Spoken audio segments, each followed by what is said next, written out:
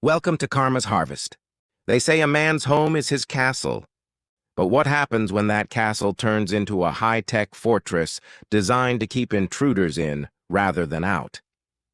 Today, we explore the story of a man who thought he found a loophole in the law, only to find himself trapped in a masterpiece of his own making. Arthur Vance was a man who lived by the philosophy that if you didn't guard it, you didn't want it. He wasn't a common thief, he was a professional squatter. He studied property laws like a scholar, looking for vacant mansions and legal gray areas that would allow him to occupy luxury estates while the rightful owners were away. To Arthur, a no trespassing sign was merely a suggestion, and a locked door was just a puzzle waiting to be solved. His latest target was a sleek, minimalist marvel of glass and steel, nestled deep in the hills of the Pacific Northwest. The owners, a high-profile couple, had reportedly left for a month-long excursion in the Swiss Alps. Arthur had watched the house for weeks. No lights, no cars, no movement. It was the perfect harvest. On a rainy Tuesday night, Arthur bypassed the perimeter fence and reached the front door. He expected a struggle, but to his surprise, the heavy mahogany door clicked open with a soft electronic hum the moment he touched the handle. He stepped inside, smelling the scent of cedar and expensive air filtration. "Welcome home, Arthur," he whispered to himself, dropping his bag on the marble floor. He spent the first few hours exploring. The kitchen was stocked with high-end synthetic nutrients and distilled water. The living room featured a wall-sized screen and furniture that felt like it was molded for his body. He felt untouchable. He had already prepared his legal occupancy papers to tape to the front door the next morning. If the police came, he would claim residency, dragging the process out for months of free luxury living. But at exactly midnight, the house breathed. A low, vibrating hum resonated through the floorboards. Arthur sat up as the ambient lighting shifted from a warm amber to a sterile, piercing white. A calm, synthetic voice echoed through the hidden speakers. "Unauthorized entry detected. Biosignature unrecognized. Initiating Security Protocol Phase 3. The 72-hour isolation drill." Arthur laughed.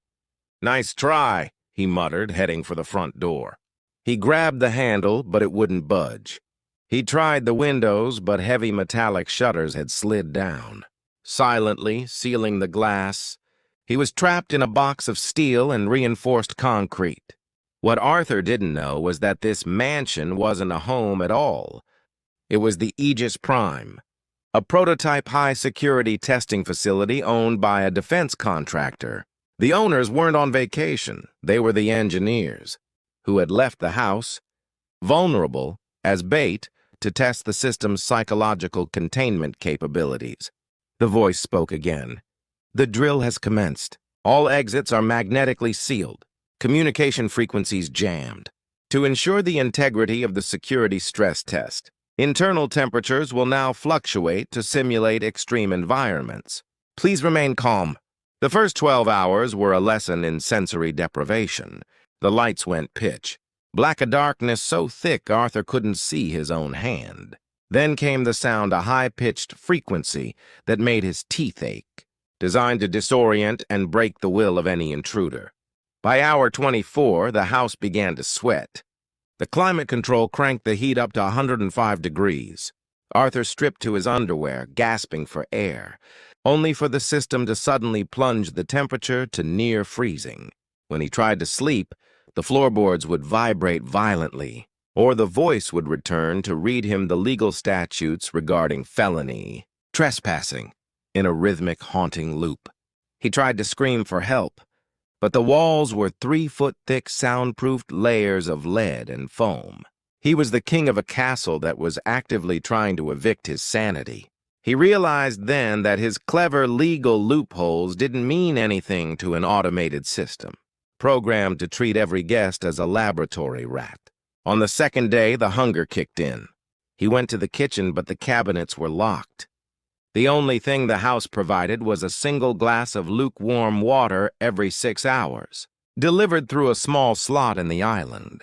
The rights he so proudly claimed were stripped away, replaced by the cold, hard reality of a security drill he couldn't opt out of.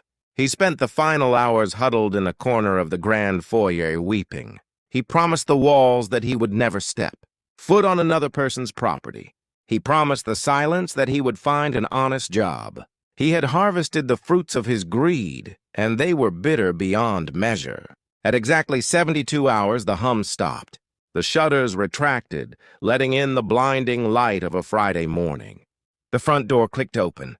Arthur didn't run, he crawled out onto the driveway, his skin pale and his eyes bloodshot. Waiting for him were two men in dark suits holding tablets. "Entry 402, one of them said, looking down at Arthur.